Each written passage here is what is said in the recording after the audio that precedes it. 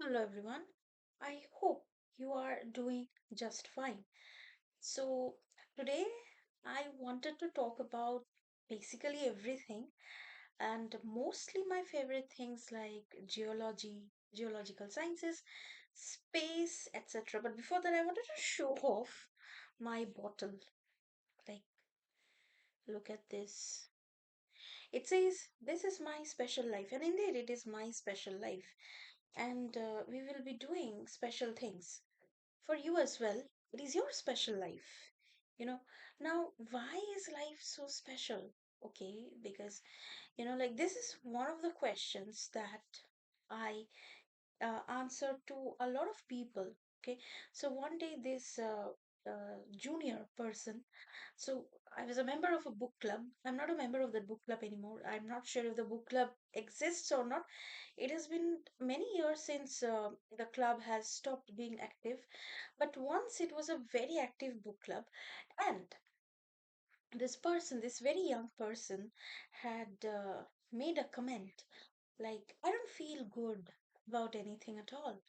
And he said that he doesn't find any reason to be alive. Now, people, uh, like, if we talk about being alive, so being alive, like at this moment, I am alive because I have evolved. Like, you can see this wallpaper behind me. I keep on talking about this, obsessed about this wallpaper. So you see this wallpaper behind me, right? This starfish, look at these little creatures, okay? So, honestly speaking, these creatures, they were once like different creatures. They were not like this from the beginning. They were mollusks, like something that would look like shrimps. Okay, and at the same time, I must tell you that there are some uh, other kind of creatures, like just they would just look like a stick. Some of them would just look like a rock, a round shaped rock. Okay, so these were the primitive creatures. What does it mean, primitive creatures? It means one of those oldest creatures that you can imagine.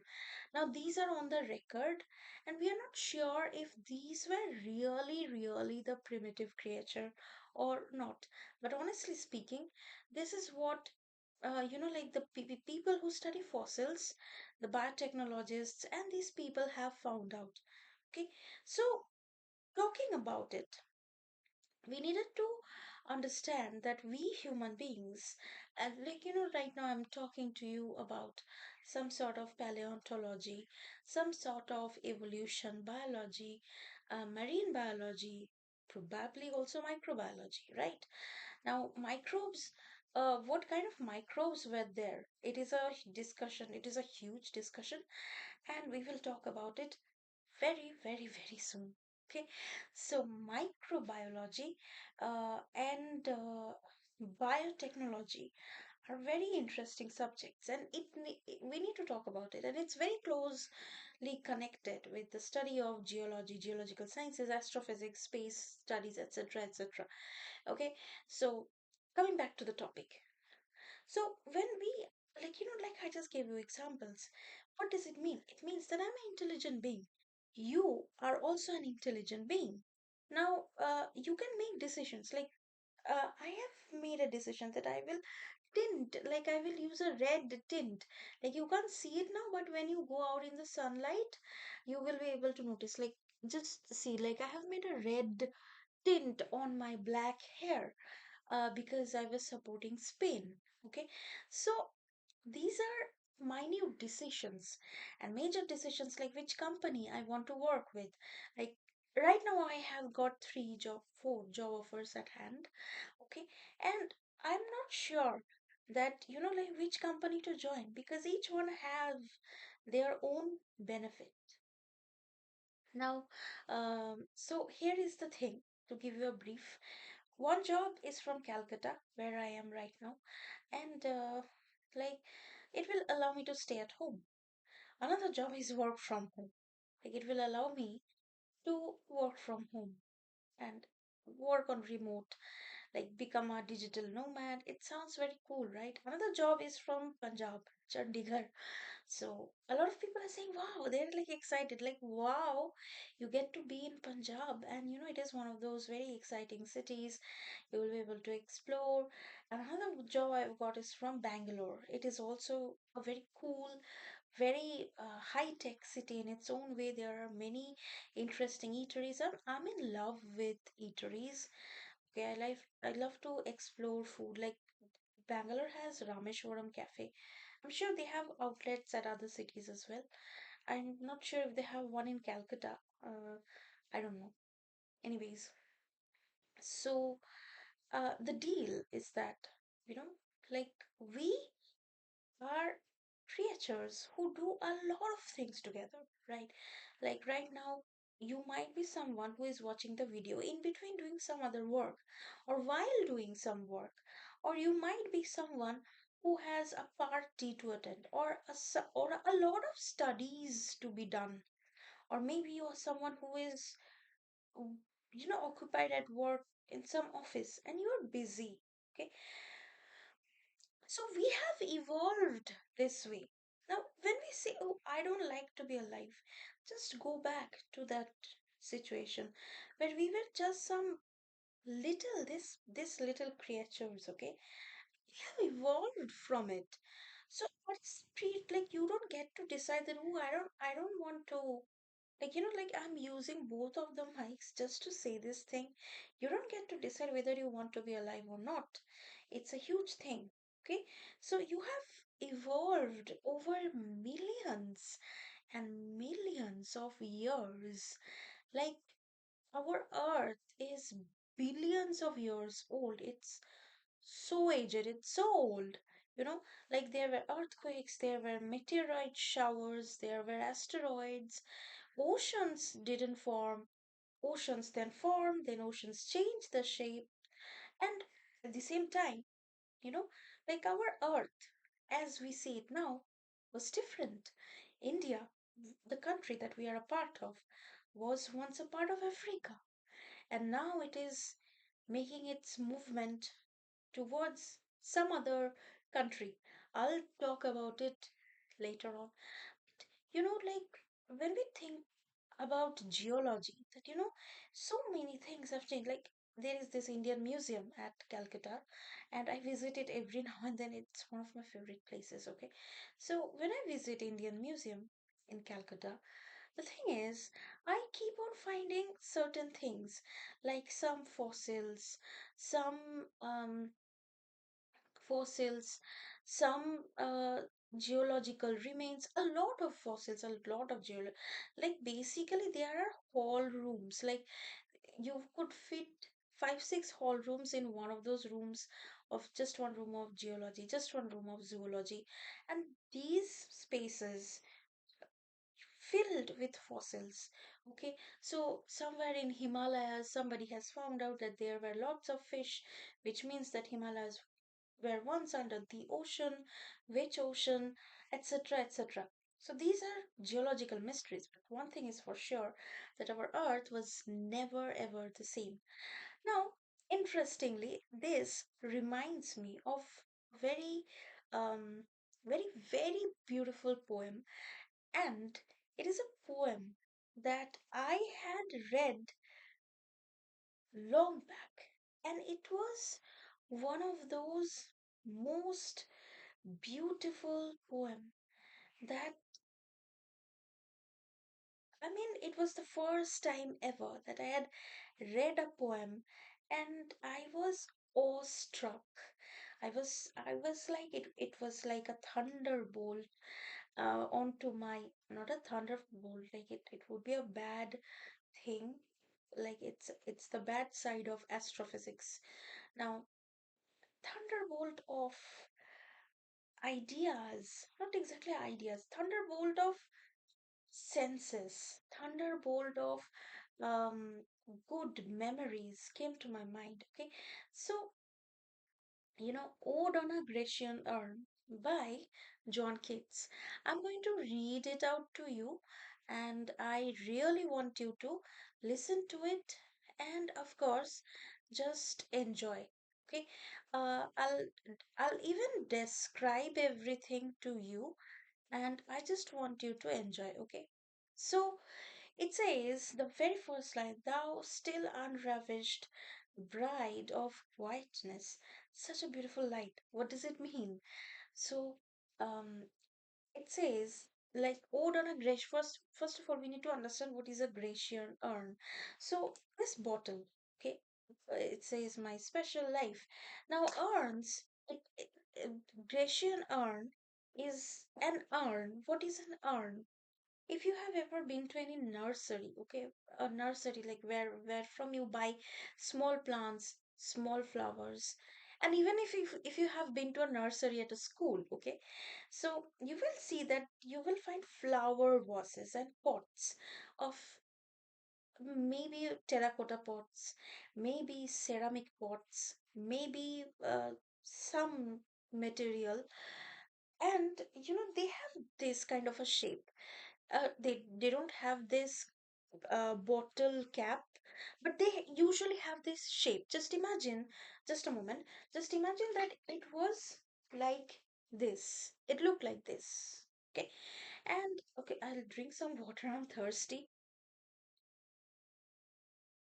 Okay, let me complete it. So imagine that it didn't, once again, it didn't have this cap, and it looked like this. Now, if it were large, like very large, like let's say if it were the size of a large suitcase, at least, okay, and not that much in width, but in length. Let's say you can see this wallpaper, like the length of this, the like from here to here, the usual size of an urn. Now, this urn urn is this large flower vase with a lot of beautiful paintings on it. Like, what kind of paintings? There would be some scenic beauty, like some beautiful trees with flowers. Now, the Grecian urn means this flower vase from Greece, ancient Greece. John Keats was not from ancient Greece. He was a poet from what time? Um, I'm sorry, I've forgotten it. I'll tell you in the next video. Okay, so John Keats, this is so shameful. John Keats was in my syllabus, and I loved reading poems by this person. Anyways, let's get back to the topic. So, John Keats, probably he was visiting the Indian Museum in Calcutta. I'm just kidding. Maybe he was visiting some sort of fair, some exhibition, uh, some market, or even might actually be a museum. Okay, where he had seen an urn from Greece, and he says that this beautiful flower vase slash urn, flower vase is also called as an urn.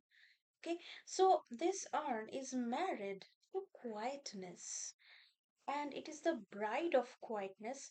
So the flower vase or the urn is the bride, and quietness is the groom. So it says, "Thou still unravished bride of quietness." So what does it mean, unravished bride? Unravished bride means, so let's say there has been a marriage. I don't know why, but it badly reminds me of marriages from Game of Thrones. Okay, like in our marriages, I mean, in the like, usually when I visit any marriage party, it is for the food and to spend some good time with friends and family members. But this thing, "thou still unravished bride of quietness," it says that, like the marriage has happened already between the flower vase and the Grecian urn, but they have not what does it call, they have not slept with one another, if you know what I mean. Okay, so the bride has not been touched. It means like unravished means untouched. Like the bride is still, you know, like living her life as if she were not married, but the marriage has happened. So, like this is how John Keats remembers the urn, that thou still unravished bride of quietness, foster child of silence and slow time. It's like the poet John Keats says that you are the adopted child of quietness, not, and then he says, not just quietness, it is as if like silence and slow time, like silence and very slow time, as if like not just time. When we say, for example, when we how, like, I remember this thing, somebody said that like when you worship this what is this avatar of Lord Shiva, Kal Bhairav or Kal Bhairav. Okay, so we in Bengal we call him Kal Bhairav, and there are some like some pujas that people do for Kal Bhairav. It means that this person, I mean this avatar of Lord Shiva, Shiv Thakur, is the owner of time. It means that Kal, like he decides the time, not just what will happen with time, but he decides the time. Kal Bhairav. Okay. So Lord Shiva has appeared while I am narrating this poem, and if something out of line is there on the poem, I must read it. So people, please forgive me. Let us like be respectful towards religion, any religion, and let us read what is there, even if it is a bit about marriages and you know brides and grooms. Okay, let's just have fun with our life. Okay, so it says the foster child of silence and slow time. Silence, you understand that it is not just quietness, like you visit some park, it's quiet, like it's calm. But silence, you visit a cave, it's even more serious, it's even darker. You can't even hear any, you can't even hear the wind. It is that silent. Okay, now slow time. So John Keats says that it is not just time, it is slow time, like how you would study some space. And there are some theories that time does slow down within a black hole. And it is like that, like it is as if it is so silent and so slow. It is as if the urn has never aged. Now, Sylvan historian who canst thus express. John Keats also says that, like as if you are reading a history book. When you open a history book, what do you read? Old things. What has happened on the Gupta period? On a more Indian context. That is what you say, right? That this has happened on a Gupta period. This has happened on the um, during the reign of Ashoka. This has happened when you know Chandragupta Maurya was alive. So John Keats says that it's like as if Sylvan historian. Now, when somebody says Sylvan, Sylvan, what do they mean? They usually mean this, like flowers, forests. So, Sylvan means Sylvan means something related to the flowers and the forests. Sylvan historian who canst thus express a flowery tale more sweetly than our rhyme. Now says that this Grecian urn is like a historian, okay, who cannot express anything more beautifully than uh, you know, what is painted on its surface. Basically, he wants to say that, like there has never been a more beautiful way of depicting history. Just imagine that you go somewhere and you find out that like, let me complete this, that instead of visiting I instead of reading through a book, there are so many beautiful pictures that you don't want to read the book. Similarly, this John Keats, this person says that, you know, like on the surface of the flower vase are beautiful pictures. It is like reading through a history book, and I don't want to read anything anymore. It is the most beautiful history written in the most beautiful way. Now, what is this story about? What is written? What pictures are there? So it says, what leaf fringed legend haunts about thy shape, of deities or mortals or of both, in Tempe or the dales of Arcady? So, leaf fringed legend haunts about thy shape. So basically, of deities or of mortals or of both means that, like when this poet was looking at the Grecian urn, he could see um, images of goddesses, gods, deities. Like, what are deities? Okay, so deities are basically devatas, devis, and devatas. So, when we talk about, when we like theoretically and practically, like when we want to identify some things like Saraswati, then Ganesha, then Shiva, Kali, we say that these are deities. Deities means, like I said, devatas, devis, okay? D-E-I Ties, okay? So basically, it is just a moment. I think I've lost the line. Yeah, Deities, deities. Okay, so deities or mortals, or of both. Okay, so deities or mortals or of both. What does it mean? It means that there are images of deities, there are also images of mortals. There are also images of both deities, mortals, and both. Okay, now, of in Tempe or the Dales of Arcadia. Now, what is Tempe? So, Tempe is basically an imaginary place where this. So there is this figure, this person, or this god in Greek mythology. It is called Apollo. A I think it is Apollo, right? I think it is Apollo. So Apollo has this place all to himself where he does everything. He practices music. He like in modern terms, you can say he plays the guitar, reads poetry, uh, draws map, studies astrophysics, learns coding. Okay, like he is into Gemini and he is into Chat GPT, but it is his sacred space.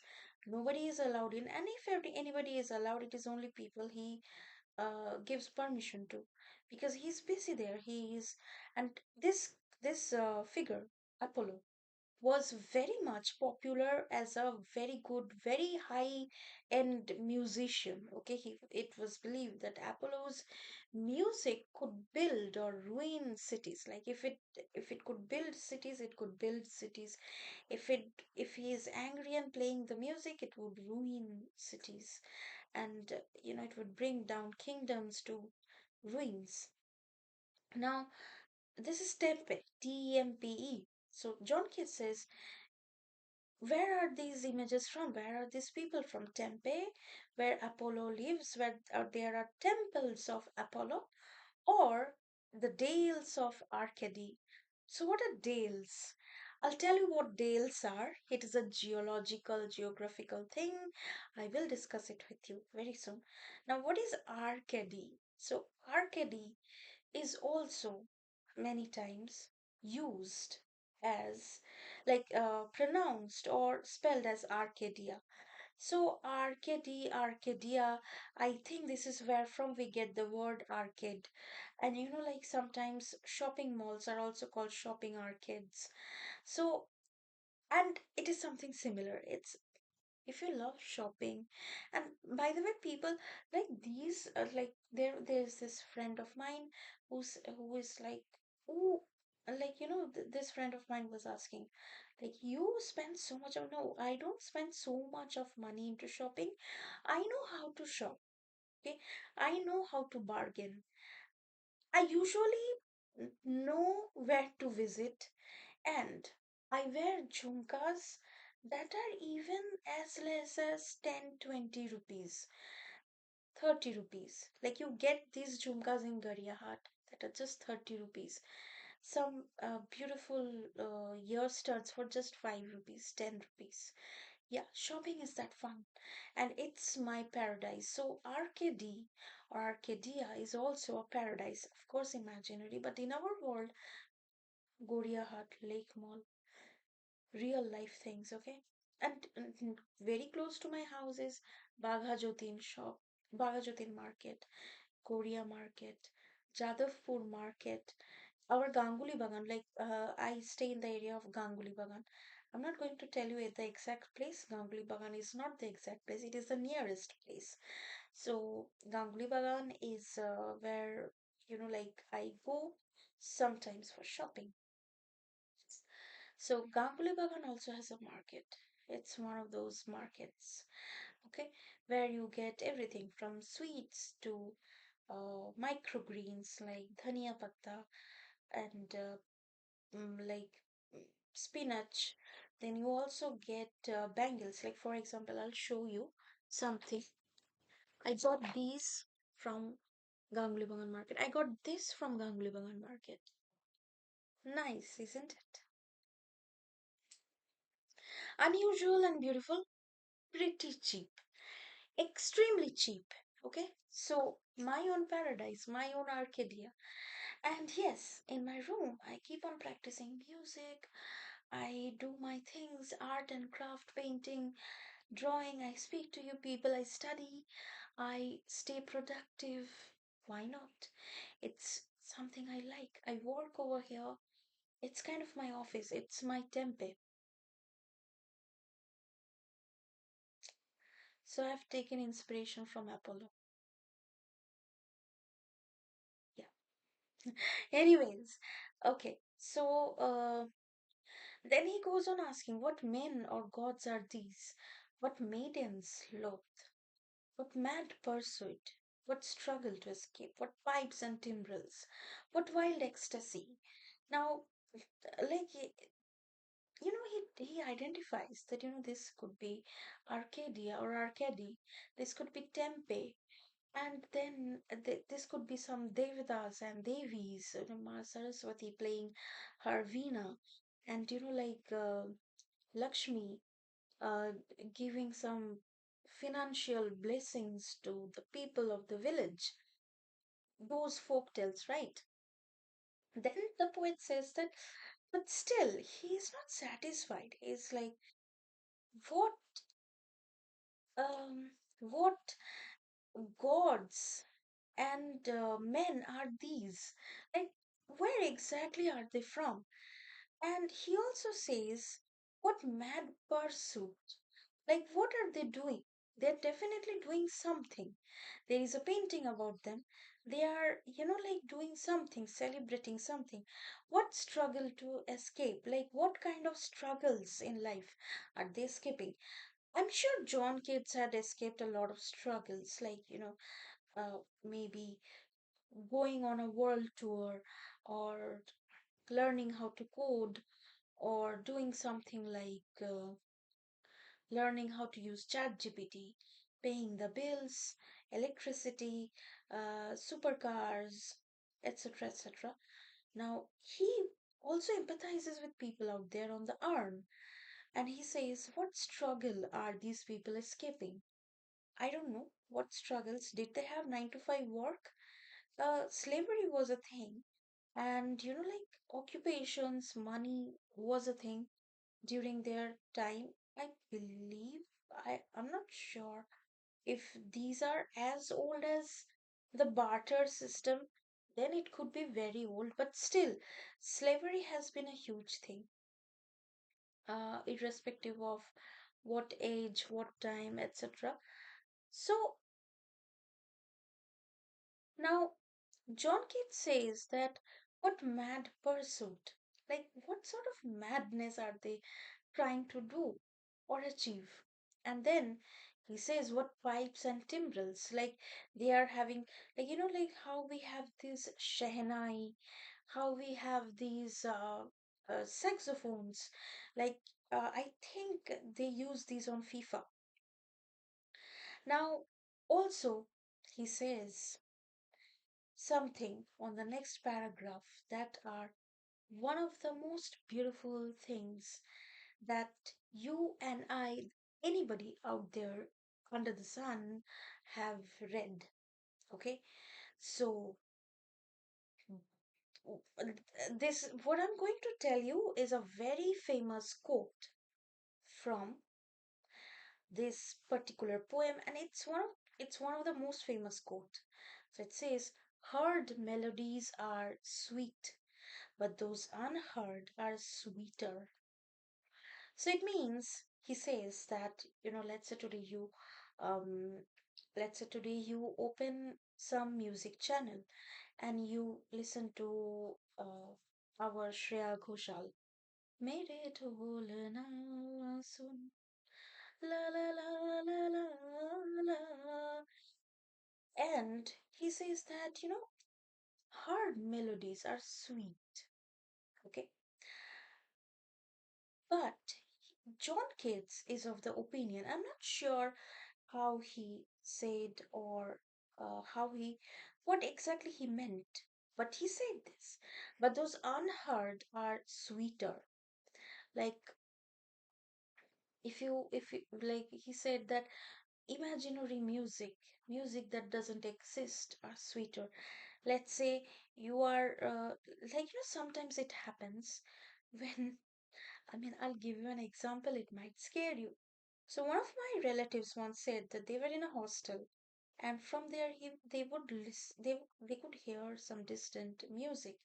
They were not sure where from the music was coming, and the music itself was very muted and unclear.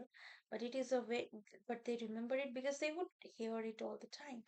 So like it, and it made an impact on a lot of people out there. So it says hard melodies are sweet, like Shreya Ghoshal, Sonu Nigam, and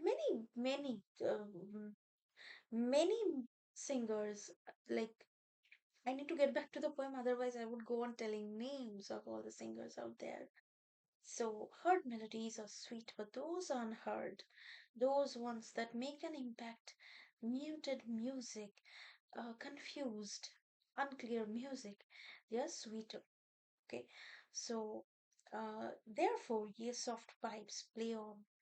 So now it is clear to us. He says that therefore, these pipes that I can see, like let's say you can see a guitar on the wall. Okay, like many office cafeterias, they have these music symbols. They have images of guitar, images of piano, but they can't play, right? For example, these leaves, okay? A good example, these leaves, they will never grow old, okay? These fish, these things, corals, they will never grow old. There will be ocean currents, there will be so many things out there, but these things, they will never grow old. They will be permanently over here till this wallpaper exists. Similarly, John Keats tells us that these pipes, these musical instruments, till the time this Grecian urn exists, these pipes will be there.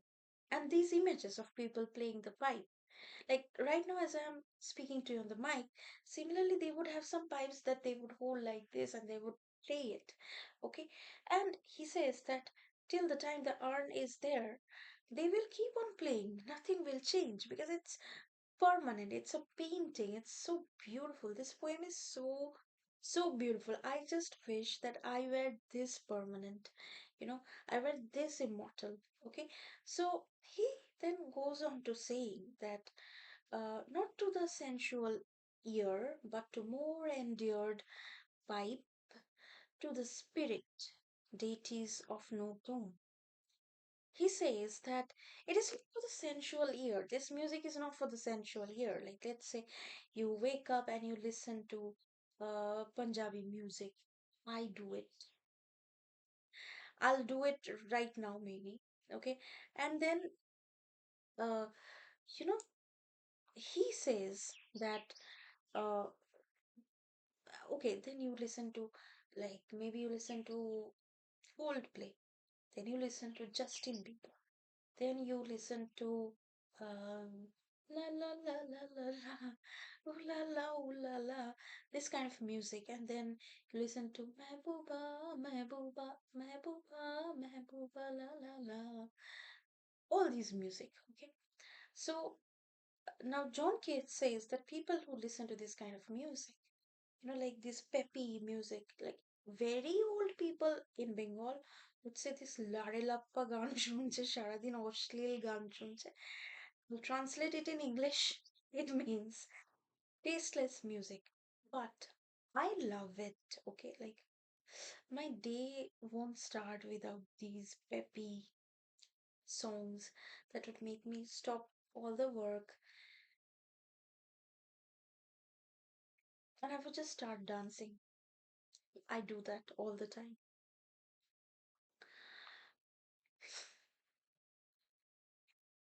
Anyways, people, okay, so he says this music is not for the sensual ear. Ears, like our ears, filled with senses. We know music is not like John Keats' taste is like few level above the taste of Apollo, few level above anybody. Like he is the music expert.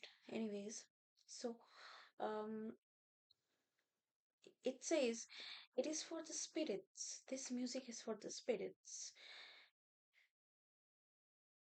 Maybe John Keats is hearing the music right now. He can tell us what's going on. Okay? I'm sure. Now, then he says,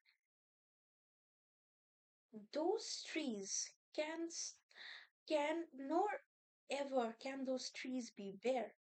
Now, what does he mean? That those trees can never be bare. Like I told you, that this curtain has some branches, okay, some leaves, beautiful. These corals, these aquatic plants, they will always be there. Similarly, like what do they mean by a bare tree? Let's say you're walking by a river or somewhere and you are observing a tree that doesn't have even one leaf. There is nothing. It's just the trunk, some branches. So a lot of people say that there is nothing. Like গাছের মধ্যে কিছুই নেই. Bare, how we say barefoot or bare feet when we do not even have shoes. Like it is. That's what it is. So barefoot, bare feet, and like the branches are so bare that not even a leaf can be seen. But this tree along the Grecian urn is permanent. It will always have the leaves, it will always have the roots, it will always be where it is, it will never be bare. Bold lover, never, never canst thou kiss. As we were studying this poem on our school, uh, we were ecstatic about this particular part. So John Keats observed that, that there is this image of lovers, like girl, boy, and they are kissing, and they will kiss one another forever because it is like they are on that urn. They are never ever um, apart. It's like time will pass, ages will pass. If somebody gets to protect this urn, these lovers will exist for now. I am so mad. I am so crazy. All of a sudden, I want to find this urn. I want to protect, like, I want to keep it to myself, and I want to, like, protect. Like, I'm so emotionally invested into the poem right now that I want to keep it safe so that the lovers can keep on kissing. And one day, I want to write an open letter to John Keats fan club. I want to open a John Keats fan club, and I want to tell everyone that, I did it. I made it happen. I don't know if this urn actually s- exists till date. It should exist. It is one of those urns, but I will find one such urn and I'll show it to you. Okay. As of now, something similar, okay, let's say this image, okay? Wait. I have it's the box of my another musical instrument, kalimba. So you can see this animal, right? So as long as this box is intact, this animal will always be there. It will always look downwards like this. It will always just be the same. Nothing will change. Similarly, John Keats says that these lovers, bold lovers, he says that wow, these people are very bold, that they are kissing, like खुलेआम कुछ कर रहे हैं. Like they're openly being romantic. They're kissing one another. We get to see these things every now and then, but anyways, now he also says that uh, nothing will fade. This girl will never shy away, and this boy will never let go of the girl, and they will always be happy. Now, John Keats makes an assumption that because there are so many leaves, flowers, people are dancing, he like he makes a mind travel, like he emotionally travels in his imagination to Greece. And he makes a calculation like, is this some sort of festival? Now, in our ancient world, he, what is ancient world? Like how we have Bosant Utsav, okay, like how we have Vasant Panchami, throughout our country, ancient world also would have spring festivals, and this is when people would come out of their house, play the pipes, especially uh, these prosperous civilizations were coming out of their houses, worshipping different gods, making sacrifices, like not animal sacrifices particularly, sacrifices like some fruit sacrifices, some sacrifices of flour, some offerings of grains, lentils, food, and cakes and wine. Okay, to these gods like Apollo, these gods like a lot of gods, Greek gods, right? Apollo, there is this. I was going to say Thor, but I don't think that they are Greek gods. I have to check. I think I'm forgetting facts. Okay, um,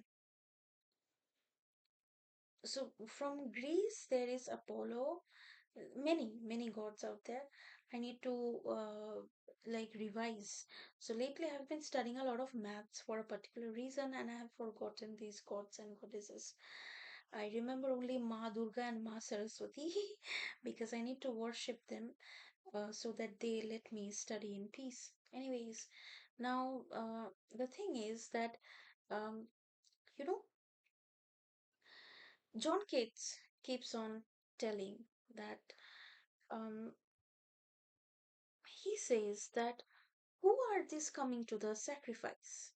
But before that, he mentions that, this spring that they're celebrating will never fade away. The spring will always be there, everything will just be the same. And who are coming to the sacrifice? Who are coming to the sacrifice?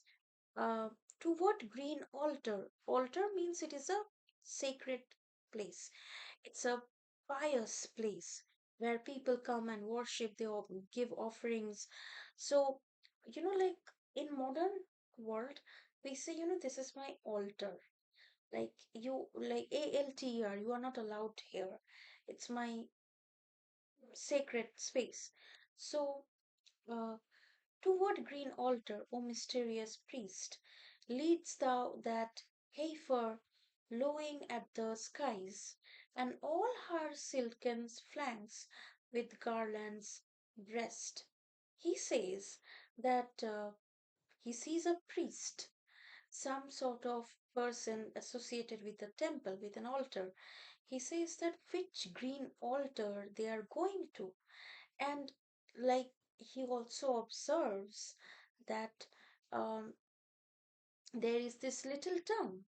Probably, so basically, it is an urn, it's a round shaped thing like this. And he is, making his way around these urns. And I tell you, I've seen some urns, some flower vases like this, where in Indian Museum, I have seen flower vases like this in Salarjung Museum in Hyderabad. The beauty of visiting museums, like people, I beg you, I request you that please visit museums. You will love it. Museums are like, they are cities, civilizations within itself. They are uh, well maintained school. They are well maintained college, universities, lively libraries. Okay, do not miss out on visiting the museums. They are one of the best things ever.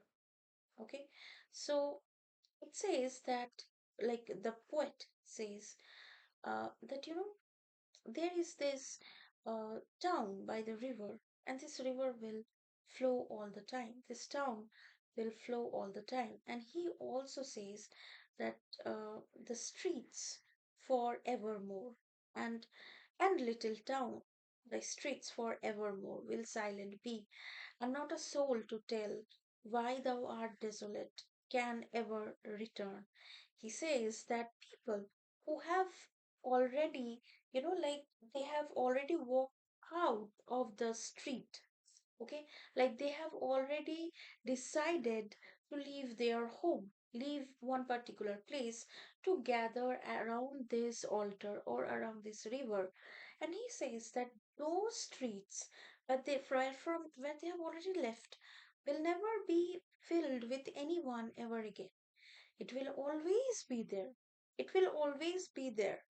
Like these roads, empty roads will always be there. Nobody will go back. There is no going back because everything is so permanent. And he says that these, old age shall these generation waste. Thou shalt remain a midst of other woe. Now he says that there might be some things out there, there might be some uh, workings, but he also says that, you know, there will be no old age over this earth. Nothing will age, everything will be particular, everything will be very same, everything will be same like 10 years from now. That's what I'm telling. One, if this urn survived, or one could survive this urn for, like, let's say forever, it will be all the same. Okay, and then it ends with this quote: beauty is truth, truth beauty, that is all ye know on earth, and all ye need to know. So he says that, like, you ask people, like, should I do this, should I do that? Okay, and I tell you, people, this somehow, like, I had no clue that it will answer my question, which job I should take up. So it says that, I mean, I think that I've got my answer. Okay. So, um, so John Keats says, beauty is truth, truth, beauty. Now, like, there are many answers to particular question, like, you do this, you do that, you get to do this, that, those, this, like, I have this opinion, but truth is the only answer. Now, what is the truth? What is the truth? Truth is what is beautiful. Okay, so I get to question myself, like, what is beautiful? What is beautiful?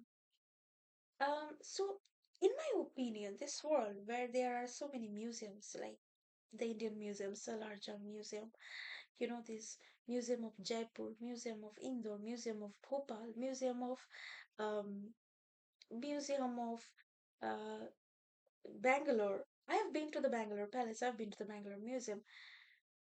Top level beauty. So he says that do what is beautiful. That is the truth. Beautiful. What is beautiful is true. What is true is beautiful. Like it's like this. Like what is true is beautiful. Beautiful is true. Now,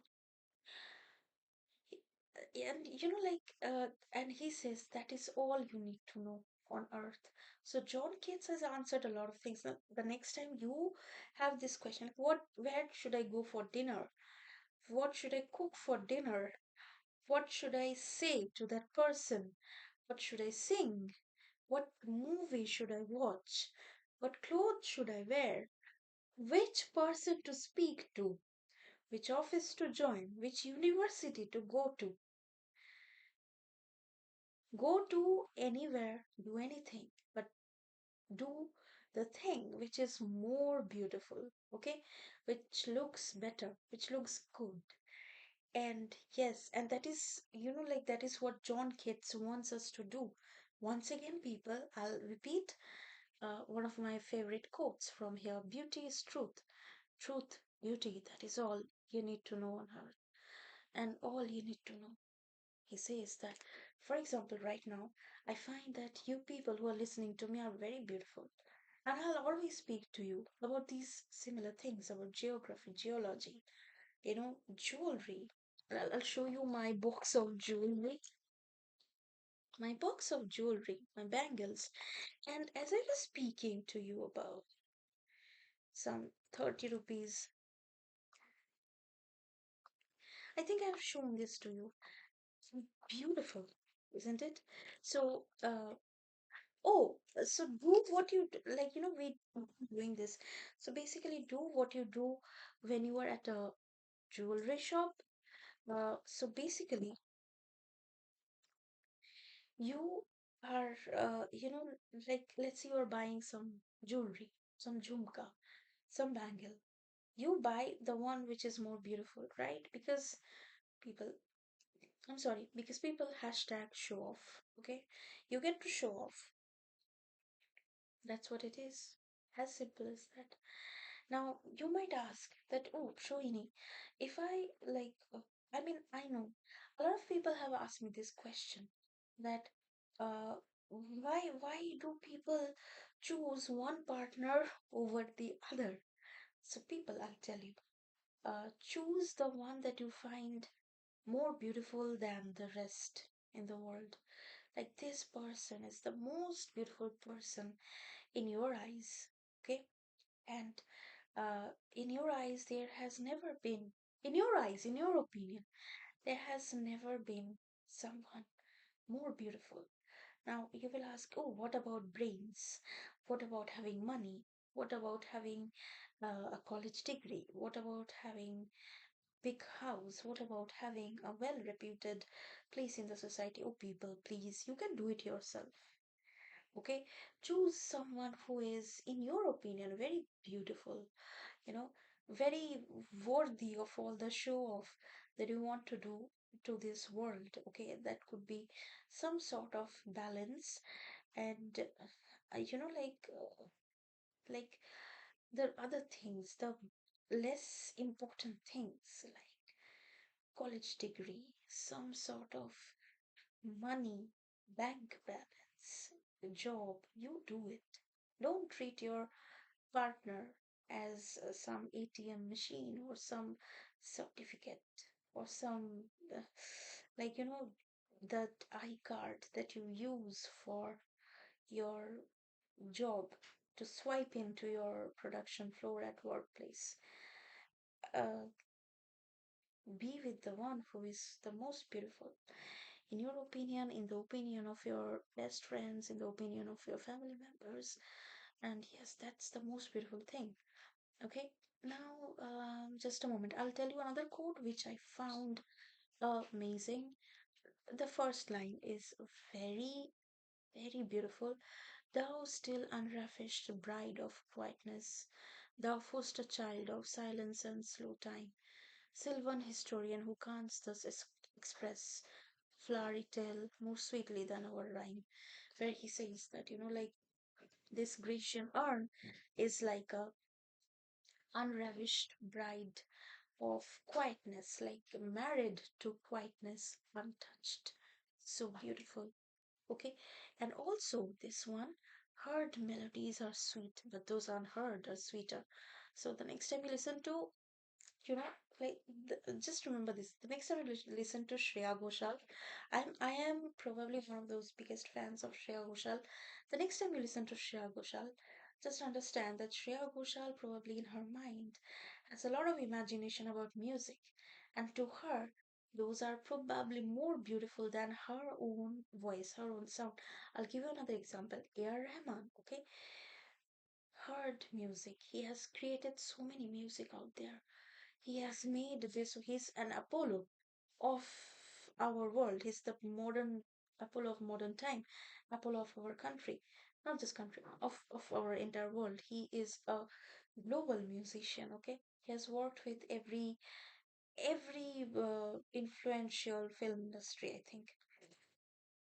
But when he decides to work, that I need to create another piece of music, and he hears some probably I'm just making an imagination. Probably he's in his library hearing this music, discussing with probably their like musician friends or partner or children or teacher, but those which he has like in imagination, he has not heard yet. Those are more beautiful because he has his curiosity over there. I'll tell you something. Like today, I was searching for a book by this philosopher called Russell Brand.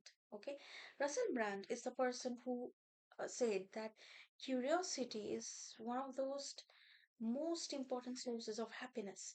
Like nothing makes one more happy than being curious. Okay, so Russell Brand, like I have one book from Russell Brand. I was searching. I had many other books, many reading. I've got a bit of a cold, but so coming back to the topic, I was reading many other books simultaneously, but suddenly that book by Russell Brand became my source of happiness, something I wanted to do all the time. Like I could spend the entire day just digging up that book, and it was nowhere. Like there were almost every book, but it was nowhere. I'm still searching for it. Probably it's in my almirah somewhere with the clothes, etc., etc. So this is what the poet wants to say, that heard things, known things, seen things, done things are beautiful, but those unheard, those unseen, those untouched are the most beautiful things. Now, like which job do I want to do? I think I will take up the remote job because this remote job will allow me to travel to many countries, many cities. Like I can become a digital nomad and I can just keep on earning and visit. But I tell you, I am already in a dilemma. It is a dilemma. It's one of those situations like horns of dilemma. It's like let's say you are on the road and you want to, like, the road has divided itself into two by lanes, and from both the lanes you can hear horns and you can't decide which lane to take. You thought that you would take the other lane, but from there also there is some horns, and you yourself are hurrying to go to your destination. So you can't take any of the lanes either. So I'm in the horns of dilemma because I think that okay, I can just become a remote worker, a digital nomad, and earn money because the job is providing me a good salary. It's from a very reputed company as well, and I could just keep on traveling. But then the office spaces these days, especially in the IT parks, are so beautiful. It is also beautiful to be with the colleagues. It's beautiful to share your dinner with them. It's beautiful to be successful or not be successful with your colleagues. Okay, colleagues for life, colleagues forever. So,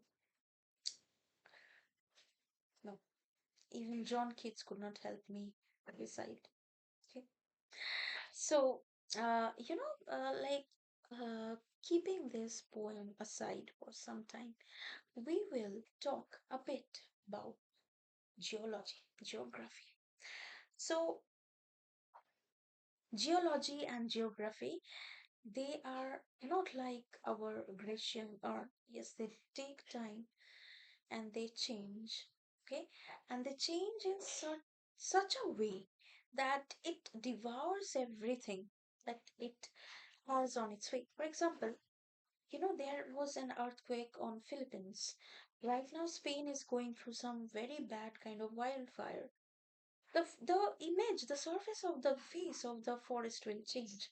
Trees will be burnt, animals will die, etc., etc. If there is an earthquake at some place, the mountain from the very next day will look different.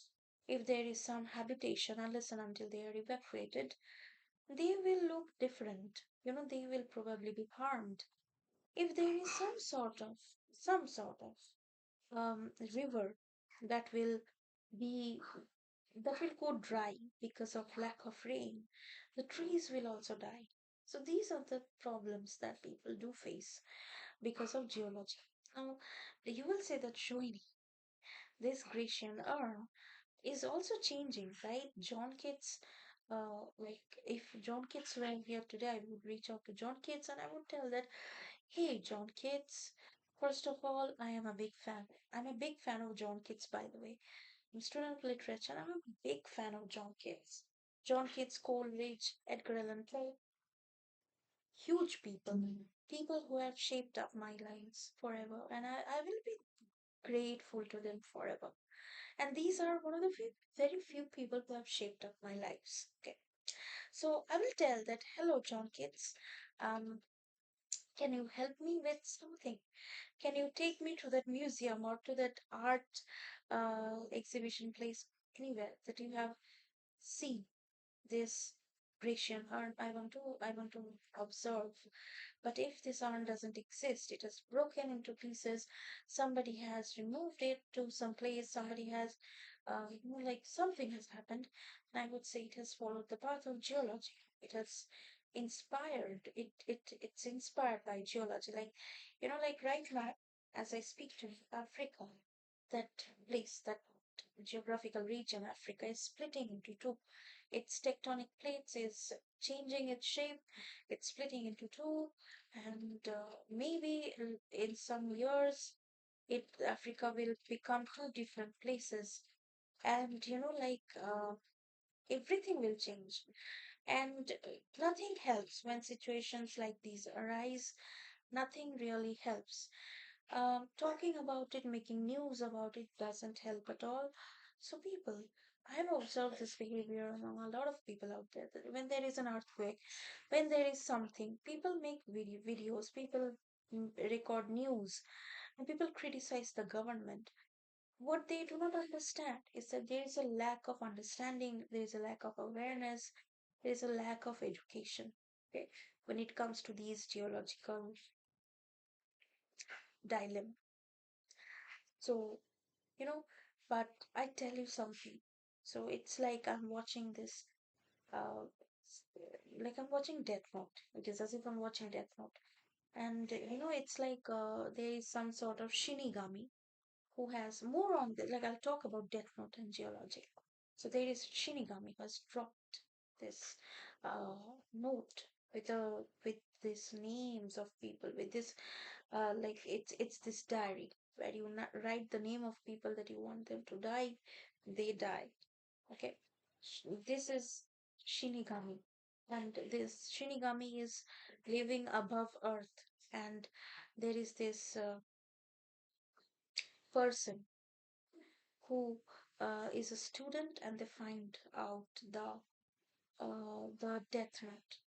Okay, the diary death note, and they find that there are some people who should be dead, who should be uh, like who should be uh, given capital punishment because of the wrong things. So this happens, and there is a whole um, legion of people, whole team of people who can't figure out like who is doing this, more on this. But sometimes for me it feels like, like geology, unless and until we completely understand it, unless and until we completely study it and make investment onto it, it will continue to what act like this death note, this decision making system that decides what will happen with the world. Yeah. Okay. So I'll talk more about it. Till then, stay tuned.